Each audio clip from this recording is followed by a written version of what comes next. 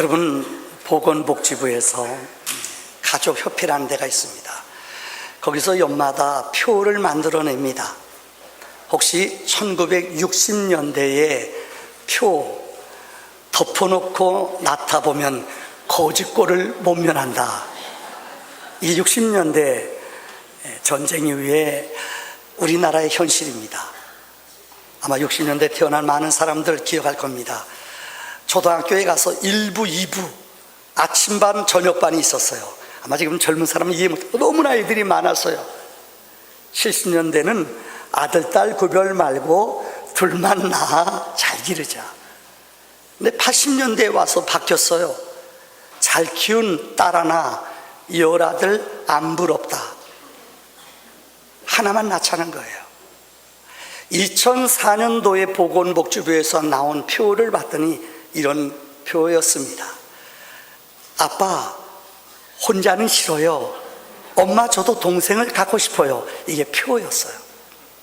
그런데 작년에 보건복지부에서 표를 모집했는데 금상, 은상, 동상이 있습니다. 자, 금상은 이거였습니다. 한 자녀보다는 둘보다는 셋이 더 행복하답니다. 셋 낳으신 분들 일어나서 박수 한번 쳐줄까요? 이런 사람 진짜 박수 받아야 돼요. 셋 낳은 분들 박수 한번 칩시다. 셋 낳으신 분은 가만히 박수 치지 말고 받으세요. 그냥. 은상이 뭔지 아세요? 하나의 촛불보다 여러 개의 촛불이 더 밝습니다. 동상은 뭔지 아세요? 자녀에게 물려질 최고의 유산은 형제입니다. 여러분, 60년대로부터 지금까지, 지금 한 얼마 60년 됐네요. 60년 동안 얼마나 표를 통해서 우리 사회의 모습을 우리는 알 수 있습니다. 제가 이번에 성지를 가면서 깨달은 거예요. 제가 군종감 시절에 2011년도에 유럽을 갔을 때, 그때 군종감, 세계 군종감 대회를 하는데 우리 세계 군종감들이 모였는데 유럽의 군종감들 가운데 4명이 회교권 사람들이 모였어요. 깜짝 놀랐어요. 그때는 사람들이, 히잡 쓴 사람들이 별로 없었어요. 이번에 체코, 오스트리아, 독일 가서 제가 깜짝 놀랐어요. 얼마나 사람들이 히잡 쓴 이 회교 믿는 여자들이 많이 다니는지요. 엄청나요. 말로만 들었던 프랑스, 독일, 그들이 얘기해요. 앞으로 20년 후에는 인구의 3분의 1이 자기네 사람들이래요. 왜요? 그들은 부인을 4명을 넣거든요. 애들을 7, 8명 데리고 다녀요. 길에 세는 사람들이 히잡한 사람들이에요. 깜짝 놀랐어요. 몇 년 사이에 너무 충격받았어요. 독일 사람들은, 프랑스 사람들은 아기를 안 낳아요.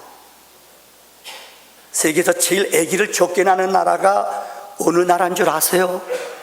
어느 나라예요? 대한민국. 이건 부끄러운 노래예요. 세계에서 제일 아기 안 낳는 나라가 우리나라래요. 요즘 초등학교가 비는 것 아세요? 우리가 그렇게 앞을 보지 못하나요? 앞으로 이렇게 큰 건물들 많이 지었는데 여기 누가 들어갈까요? 앞으로 일본은 우리보다 몇십 년 앞서요. 분당 같은 신도시를 엄청나게 만들었어요. 얼마 전에 뉴스 보셨어요? 3분의 1이 비었어요. 가게들이 다 망했어요. 왜요? 앞을 보지 못해요. 너무나 제가 충격적인 얘기를 드리나요? 이게 우리 현실이에요.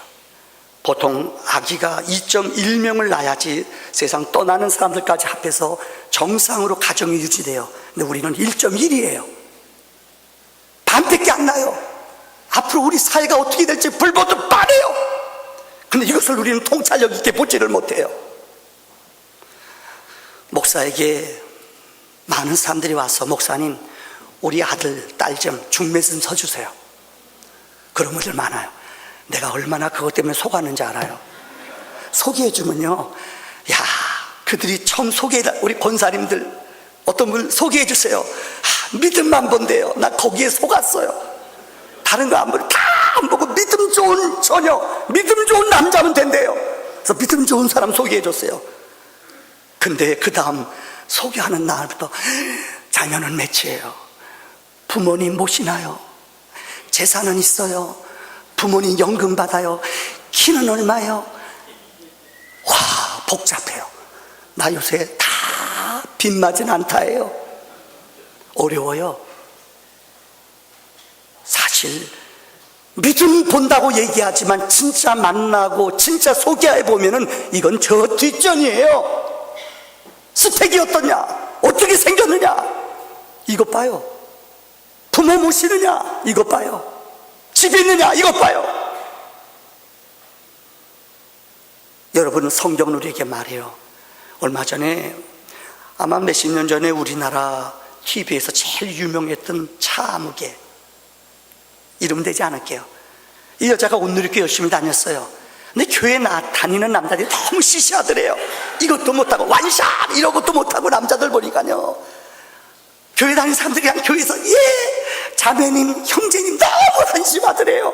그래서 자기가 안 믿는 남자랑 결혼했대요. 차화연이요. 이분이 얼마 전에 TV 나와서, 온누리교회요, 죄송해요, 이혼했대요. 안 믿는 사람하고 영적으로 이렇게 힘든지 몰랐대요. 그렇게 핍박하는데 결혼 전에는 교회 열심히 나와줬대요. 그런데 남자들은 잡은 고기에다가 먹이를 안 준대요. 무슨 말인지 알죠? 얼마나 힘들고 어려운 삶을 살았는지, 교회 못 가게 하는데. 여러분, 인생을 살아가면서 성경에서 말하는 결론이에요. 성경은 우리에게 믿음을 말해요. 거듭난 사람 만나는 거, 은혜 받은 사람 만나는 건 1, 2년 동안 되는 게 아니에요.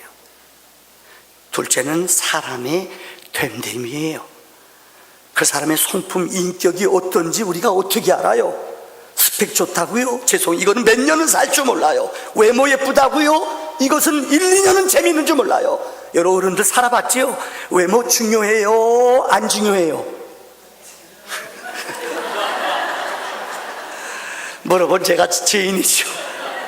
외모도 조금 필요해요?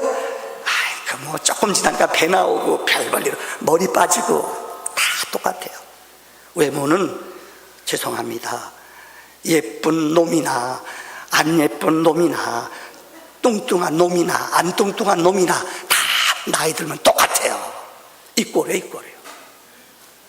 셋째는 꿈이래요. 성경에서 말하는 하나님이 보시는 기준은요, 그 사람의 내일이 있느냐 없느냐 중요한 거예요. 제가 아는 장로님이 한 분이 계셔요. 김동수 장로님, 이제는 KBS 미술부장에서 끝났어요. 익산이라는 곳에서 교회에서 너무 집이 어려웠어요.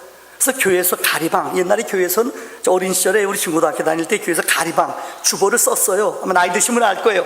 다 교회에서 글 쓰고 인쇄했어요. 가리방으로 했어요. 근데 집이 너무 가난해 초등학교만 졸업하고 학교에서 사안하면서 이거 걷어요. 근데 그 교회 청년이 초등학교 선생님인 청년하고 맞았어요. 이 사람의 꿈을 봤어요. 정말 글을 잘 써요. 글을 잘 쓰다 보니까는 글을 잘 쓰는 솜씨도 있어요. 그래서 이 아내가 이 남자와 결혼했어요. 그래서 공부를 검정고시 패스하고 홍익대학교 미대 나와서 KBS 미술본부장까지 지냈어요. 제가 아는 장로님이신데 얼마나 믿음 안에 아름답게 사는지 몰라요. 여러분, 꿈이 있는 사람을 만나는 것, 이거 우리의 지혜와 우리 생각 가지고 만날 수 있어요? 못 만나요. 그래서 잠언 19장 14절에 성경은 말하잖아요. 집과 재물은 부모가 주지만은 좋은 짝은, 좋은 배필은 하나님께로 말미암으니라. 그래서 너희는 기도하라고 말하는 거예요. 우리가 어떻게 그걸 볼 수 있어요? 여러분이 여러분의 자녀에게 스펙 보고 외모 보고, 이거 망이에요, 망이. 진짜 신령한 부모라면은 그들이 믿음의 사람을, 은혜의 사람을, 하나님을 경외하는 사람을 만나는 은혜가 있기를 주의 이름으로 축원합니다. 우리가 지금 요한복음 13장을 5시간 강의했습니다. 오늘은 결론입니다. 요한복음 13장은 여러분 아시죠? 11장에서 12장까지는 어떻게 보면 성소를 표현한다고 말했습니다. 13장부터 마지막 21장까지는 예수님의 일주일 동안 지난 행적을 시작합니다. 13장에 최초로 보여주신 이적이 2가지예요. 그들의 발을 씻기시고, 또 하나는 성찬식을 통하여 그들에게 떡과 포도주를 떼어주면서 이것은 내 몸이다, 이것은 내 살이다, 이것은 내 피다, 주님이 그 언약을 가르쳐 주셨어요. 그걸 오늘 결론에 맞습니다. 주님 어디로 가십니까? 오늘 본문 말씀에 주여 어디로 가십니까? 근데 주님이 이렇게 대답했어요. 내가 가는 곳, 내가 지금은 따라올 수 없으나 후에는 따라오리라. 지금은 베드로가 질문했어요. 주여 어디로 가십니까? 주님의 대답이 지금 너는 따라올 수 없다는 거예요. 지금 너는 올 수 없다는 거예요. 지금 너는 못 온다는 거예요. 실패자라는 거예요. 그러나 후에는 내가 오리라라고 베드로에게 주신 말씀이에요. 이 말씀을 중심으로 주님이 사람을 선택하는 기준이 무엇인지 3가지로 본문의 말씀을 중심으로 은혜 나누기를 원합니다. 첫째는 주님은 지금 현재만을 보지 않습니다. 대부분의 사람들은 지금 있는 조건, 지금 있는 스펙, 눈에 보이는 것에 만족하고 살아요. 믿음은 그게 아니에요. 영적인 세계는 보지 않는 것을 보는 거예요. 들리지 않는 소리를 듣는 거예요. 신령한 것을 보는 거예요. 이게 믿음의 세계예요. 영적인 세계예요. 사실 예수님의 제자 선택을 성경을 읽어보면 예수님은 33년을 사셨습니다. 그 중에 30년은 목수의 아들로 나사렛에서 사셨습니다. 우리 위해 사신 생애를 우리는 공생이라고 합니다. 특별히 갈릴리 주변으로 해변가에서 주님은 3년 동안 머무르셨습니다. 3년 동안 주님이 가장 위대하게 하신 일이 뭐예요? 12명의 제자를 뽑으신 거예요. 그리고 그들을 3년 동안 동고동락하면서 그들을 훈련시키신 거예요. 3년 동안 제자를 뽑으시고 제자를 훈련시킨 것이 주님의 가장 위대한 사역이에요. 그런데 예수님의 제자 12명을 뽑을 때 참 희한해요. 세상적인 말로 말하자면 스펙 있고 똑똑하고 잘난 사람 잘난 대로 살고, 못난 사람 못난 대로 살고, 야야야. 주님은 그러지 않았어요. 주님은 못난 사람만 뽑았어요. 참 해도 너무해요. 12명 뽑았는데 제가 얼마 전에 말씀드렸죠.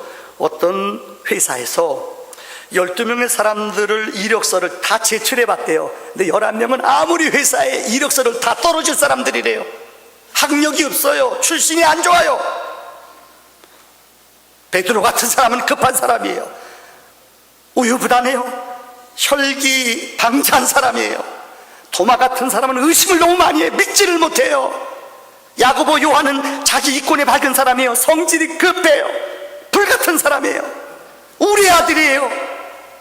어느 한 사람도 스펙이나 학력이나 외모 뛰어난 것이 없어요. 전부가 예수님의 제자 가운데 절반 정도는 어부들이에요. 어부는 그 당시에 가장 힘없는 사람들이에요.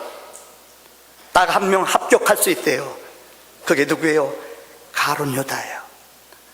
11명은 출신이 전부 다 갈릴리 북쪽 사람, 가난한 사람들이지만은 그래도 공부한 사람, 스펙이 그대로 뽀듯한 사람 한 사람 있어요. 가룟 유다입니다. 유다는 출신이 좋아요. 그래서 성경에 보면 예수님의 제자 가운데 세리, 돈을 착복하는 사람, 세금을 아주 폭리를 거둬서 백성들을 괴롭히는 사람 세리 아니에요. 돈 만지는 데는 그 사람이 전문가예요. 근데 주님이 그 12명의 제자들의 헌금계를 마태에게 맡기지 않고 유다에게 맡겼대요. 이 말은 그만큼 유다는 이리가 밝고 돈 계산 아주 머리가 좋은 사람이 이 유다예요. 근데 성경은 유다에 대해서 얘기해요.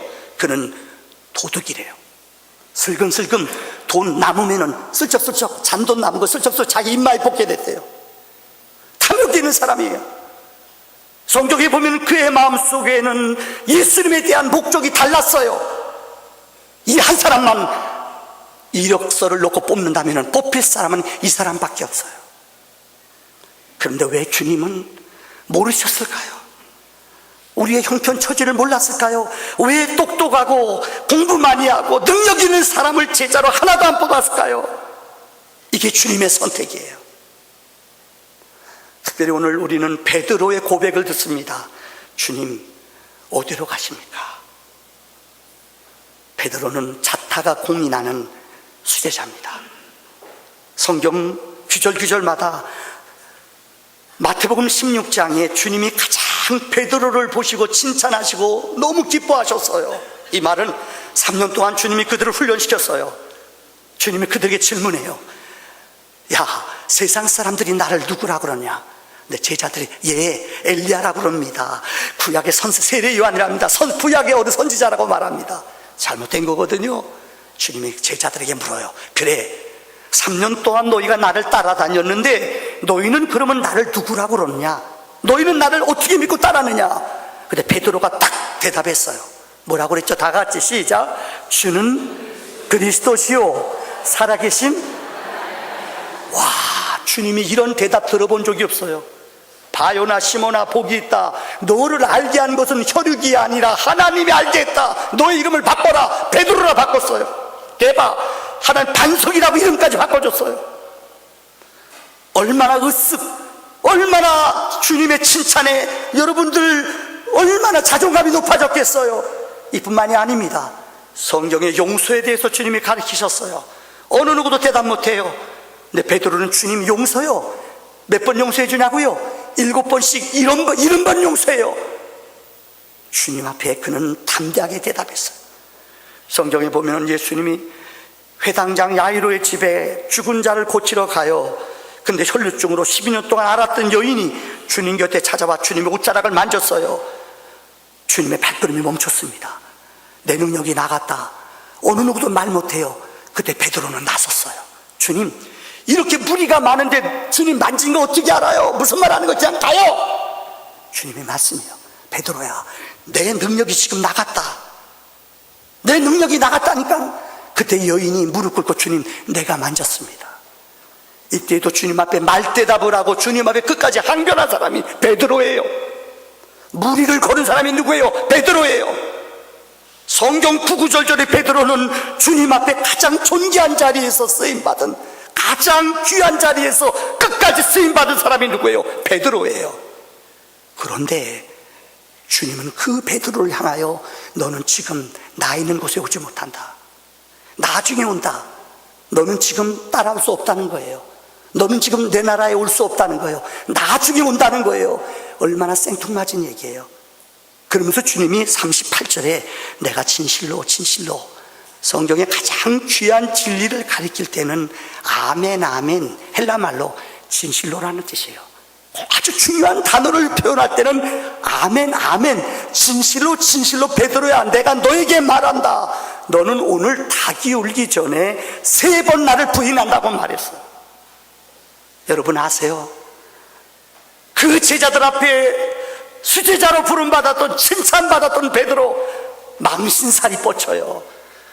주님이 그에게 하는 말, 너는 오늘 끝까지 나를 따른다고. 예, 주님, 다른 사람 몰라도 나는 죽기까지 따를게요. 오늘 37절에 보면은 내가 목숨을 버리고 따를게요 말했어요. 근데 주님의 대답은 너 닭이 울기 전에 나 오늘 3번 부인해. 뭐예요? 주님은 사람을 믿지 않아요. 왜요? 인간들은 이만큼 약하고, 인간들은 이만큼 넘어지고 실수를 많이 하는 것을 주님은 아셨다는 거예요. 두 번째, 오늘 본문은 우리에게 이렇게 두 번째 가르치고 있습니다. 주님은 우리에게 이 연약한 죄인들, 넘어지는 죄인들 부르셔서 우리를 만들어 쓰시는 분이라고 말해요. 다시 말합니다. 믿음이라는 것은 내가 연약하고 흠이 많고 죄인이라는 것을 율법을 통해서 알게 돼요. 내 힘으로 안 된다. 믿음이 뭔 줄 알아요? 내 능력, 내 힘, 내 재주로 안 된다. 이걸 알아야 돼요. 그래야지 주님의 도움이 필요하고 주님 앞에 무릎 꿇고 주의 은혜 앞에 나올 수가 있어요. 내가 죄인임을, 연약한 자임을, 하나님과 완전히 원수된 자임을 깨달을 때만이 진정한 주의 도움이, 은혜가 필요한 줄 안다는 거예요. 제가 열거하는 4명의 사람이 있습니다. 대표적인 사람이 아브라함입니다. 창세기 12장에 하나님은 아브라함이라는 사람을 믿음의 조상으로 불렀습니다. 너무나 잘 아는 창세기 1장에서 11장까지는 인간들을 만들었는데 너무 하나님께 도전해요. 인간들이 하나님 자리를 나가려고 그래요. 아담이 그랬어요. 노아 시대의 모든 백성들이 하나님 앞에 자기네 이름을 내려고 그래요. 창세기 11장 바벨탑, 사람들이 인간들의 문명을 가지고 탑을 쌓아요. 하나님의 이름보다 우리의 이름을 내고자, 우리의 이름을 높이고자 사람들이 탑을 쌓아요. 하나님이 탑을 무너뜨리셨어요. 인간들을 만드신 것을 후회하셨다, 한탄하셨다고 그랬어요. 그러면서 창세기 12장이 시작돼요. 이 범죄한 영원히 죽을 수밖에 없는 죄인들을 구원하기 위해 하나님은 아브라함을 통하여 그 아들, 그 자손을 통해 메시아 예수를 보낼 것을 약속하셨어요. 그래서 아브라함을 택했어요. 근데 아브라함이 살고 있는 땅은 갈대아우르, 아버지가 우상을 만들어 파는 사람이에요. 우상 만드는 사람이에요. 그래서 하나님이 아브라함을 그곳에서 불러내십니다. 여러분 기억하세요. 12장에 부름 받았어요. 너는 내가 명령하는 곳으로 가라. 아멘. 따라가요. 그런데 10절에 와서 딱 넘어져요. 좀 몇 장 지나가다가 넘어지면 이해가 돼요. 믿음의 사람으로 아브라함을 75세에 불렀어요. 조금 좀 몇 장, 한 주장, 2장 지나가다 넘어지면 돼요. 근데 하나님 앞에 1절, 2절에 부름 받았는데 10절에 넘어져요. 이게 인간이에요. 믿음의 조상으로 아브라함의 씨앗을 통하여 메시아를 주신다고 그랬는데 그 믿음의 조상인 아브라함이 꼬꾸라져요. 왜요? 흉년이 들었대요. 하나님이 떠나지 말라, 하나님이 가지 말라는 거 가지 말아라. 근데 인간적으로 힘들고 어려우니까는 그는 그 자리를 떠났어요. 그래서 애굽으로 내려갔대요. 근데 아내가 얼마나 예뻤는지, 사라가 정말 예뻤대요. 채련같이 예뻤대요. 더워서 좀 여러분 제정신이 아닌가 봐. 이래서 한번 웃으세요. 정말 아내가 예뻤나 봐요. 그런데 그 나라의 왕이, 애굽의 왕이 너무 예쁘니까는, 이 여인이 너무 예쁘니까 그에게 상을 주면서, 야, 누구냐? 근데 아브라함이 겁이 난 거예요. 그래서 자기 부인을 누구라고 그랬어요? 누이라고 거짓말했어요. 그래, 그에게 재물을 주고 이 여인을 자기 아내로 취하려고 그랬어요. 근데 그때까지 거짓말했어요. 근데 성경은 이렇게 기록해요. 하나님이 이 바로의 집에, 바로는 그 당시에 애굽의 왕을 바로라고 그래요. 그 집에 재앙을 엄청나게 내린 거예요. 그날 밤에 하나님이 재앙을 엄청나게 내렸어요. 깜짝 놀랐어요. 그 나중에 데려다가 물어봐요. 어떻게 이런 일이 있느냐? 누구냐? 그제서야 그는 대답해요. 내 아내입니다. 어떡하여 네가 나에게 이런 거짓말을 하여 내가 징벌을 받겠느냐? 하나님이 간섭하셔서 그 위기를 벗어났어요. 그런데 창세기 22장으로 넘어갑니다. 아기를 낳지 못했던 아브라함이 100세가 되던 해에 하나님이 그 안에 90세가 되던 해에 태문을 열어 아이를 줬어요. 그 아들이 이삭이에요. 성경은 이렇게 말합니다. 창세기 22장에 하나님이 아브라함의 믿음을 시험하고자 100세 때 얻은 아들을 모리아산에 가서 하나님 앞에 제물로 번제로 드리라고 명령했어요. 새벽에 일어나 그 약속을 받자마자 아브라함은 모리아산까지 3일 동안 믿음으로 걸어갔어요. 상중턱에 종들을 머물게 하고 아들에게 장작을 찍게 하고 불을 들고 산 꼭대기로 올라갔어요. 믿음으로 이삭을 묻고 번제단에 올라가, 여러분, 그 아들을 치려는 순간 하나님이 이렇게 말씀해서, 아브라함아, 아브라함아, 내 아들을 치지 말아라. 그러면서 내가 너의 믿음을 보았느니라, 내가 나를 경외함을 알았느니라, 내 믿음에 합족했다고 주님이 말씀했어요. 성경을 보세요. 창세기 22장에 아브라함이 하나님 앞에 내가 나를 경외하는 줄 알았느니라, 이 시험에 합격한 이후로부터는 아브라함의 삶이 형통하게 열립니다. 하나님은 우리를 쓰실 때에 이 시험을, 이 고난을 통과하게 함으로 하나님의 사람으로 쓰시는 능력이 있음을 믿습니다. 모세를 보세요. 모세 인생의 여정도 40년 나눠집니다. 40년 동안은 그는 애굽의 왕자로 자라났습니다. 이때 우리는 something, 그는 뭐든지 할 수 있었어요. 원하는 대로 자기가 갖고 싶은 걸 다 가질 수 있었어요. 근데 40세 때 자기 정체성이 탄로나요. 그가 애굽 사람을 죽임으로 자기의 신분이 탄로나요. 그래서 그는 광야에 나갑니다. 80세까지 광야에서 그는 nothing, 아무것도 나는 할 수 없는 걸 알아요. 광야에 살면서 어느 것도 할 수 없음을 그는 알게 됐어요. nothing의 삶을 알아요. 80세 때 하나님이 그에게 찾아왔어요. 그에게 말씀하세요. 너는 내 백성을 구하러 가라. 성경을 읽어보면 5번 그가 거부해요. 말 못해요. 나는 두려워요. 무슨 말 할까요? 나는 혼자서 못합니다. 당신을 누구라고 말할까요? 하나님의 5번이나 거부해요. nothing, 나는 못한다는 거예요. 그때마다 하나님의 표적을 보여주세요. 그때마다 하나님의 능력을 보여주세요. 내가 함께한다, 가라. 이때부터 하나님 앞에 붙잡힌 바 돼요. anything의 삶을 살아요. 뭐든지 할 수 있는, 나는 할 수 없으나 하나님 앞에 붙잡힌 바 되니까는 그분의 능력이, 은혜가 내게 임했다는 거예요. 요셉도 마찬가지예요. 17살 때 형들이 시기하는, 형들이 미워함으로 17살 때 그를 팔아버렸어요. 그는 애굽에 가서 13년 동안 머물어요. 아마 이 머무는 삶이 한마디로 말하자면 감옥에서의 삶이에요. 인생의 끝자락에 떨어진 고통의 시간이에요. 자기 주인을 위해 열심히 일했어요. 근데 주인의 아내가 음욕 있는 여인이에요. 보디발의 아내가 거짓말해서 누명을 씌워서 감옥 가게 했어요. 얼마나 억울해요. 근데 끝까지 그는 변론하거나 자기 주인을 하지 않았어요. 근데 그 감옥에 임금의 떡 술 맡은 간원이 왔어요. 근데 그들의 꿈을 해석해줘요. 3일 만에 당신은 석방된다. 3일 만에 당신은 죽는다. 그 약속대로 술 맡은 사람은 다시 복직되었고 떡 맡은 사람은 죽었어요. 그러나 그 은혜를 잃어버려요. 이렇게 그는 여러분 3년 동안 감옥생활, 너무나 힘든 생활을 보내요. 그런데 그 나라 왕이 꿈을 꿨어요. 오늘도 꿈을 해석 못해요. 그제서야 술 맡은 관원이 내 꿈을 해석해 준 사람 요셉, 임금에게 소개해요. 임금의 꿈을 너무나 뚜렷하게 해결해 줘요. 그곳에 총리가 됐어요. 13년 동안 기다리는 인내의 시간은 하나님을 더 깊이 경험하는 시간이요, 하나님의 은혜를 아는 시간인 줄 분명히 믿습니다. 오늘 베드로도 그래요. 앞서 말씀드렸죠. 베드로는 무언가 자신만만해요. 나는 수제자야. 난 무리도 걸었어. 주님께 칭찬받, 이름도 바뀌었어. 그런 베드로를 사용하지 않으세요? 여러분 아세요? 주님이 겟세마네 동산에서 기도하고 내려오실 때에 그는 잡으러 온 로마 군종의 칼을 빼서 말고의 길을 잘랐어요. 주님이 그를 책망해요. 노를 바라세요. 사탄아 물러가라. 너는 하나님이 하시는 것을 알지 못하느냐? 내가 죽어야, 내가 십자가에 죽어야 너희들이 살고 내가 하늘나라에 올라가야 성령이 온다는 걸 너희는 알지 못하느냐? 베드로는 알지 못했어요. 자기가 최고인 줄 알고 자기 능력이, 자기 지혜가 최고인 줄 알았어요.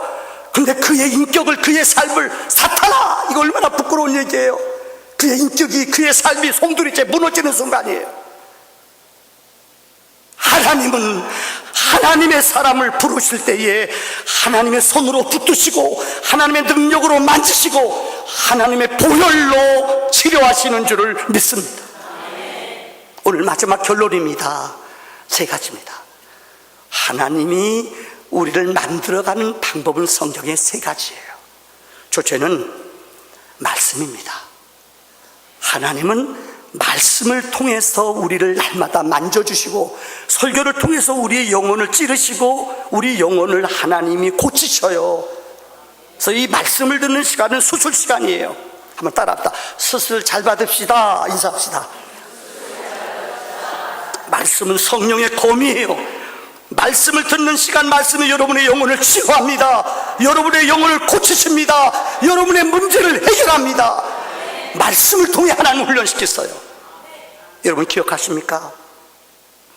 베드로가 오늘 본문의 말씀에 보면은 완전히 그런 실패자예요. 두렵고 떨리는 가운데 있어요. 근데 주님은 그에게 찾아갔어요. 그래서 베드로에게 질문을 던져요. 베드로야, 내가 나를 사랑하느냐? 다른 때 같으면 베드로가 어땠을까요? 주님, 내가 누구예요? 나 사랑하는 거 그거 의심해요 주님? 기분 나빠요. 이러고도 남을 사람이에요. 근데 주님이 그에게 질문 던져요. 너 나 사랑하느냐? 내 양을 치라. 그는 대답을 못해요. 너 나 사랑하느냐? 3번 물었어요. 성경 원어에 보면은 내가 나를 사랑하느냐, 사랑하느냐 3번은 물었대요. 근데 주님이 그에게 물어본 원문의 사랑이라는 단어는 아가페예요. 너나 아가페로 사랑하느냐? 너나 아가페로 사랑하느냐?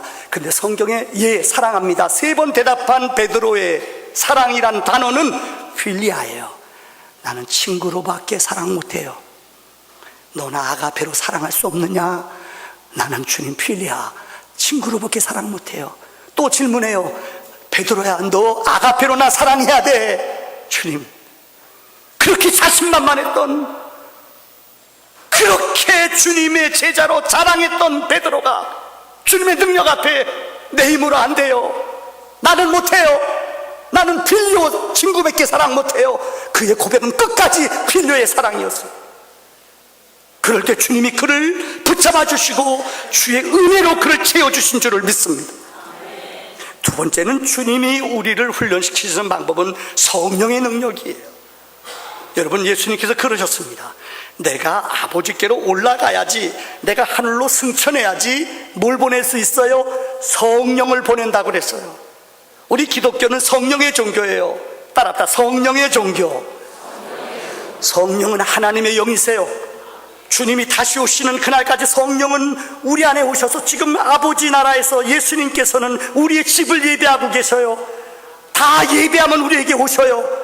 그때까지 하나님은 그의 영을 우리에게 보냈어요. 이게 성령이에요. 성령은 우리를 깨닫게 해요. 성령은 연약한 우리를 도우셔요. 성령은 우리에게 능력을 주셔요. 성령은 우리에게 기쁨을 주셔요. 생명을 주셔요.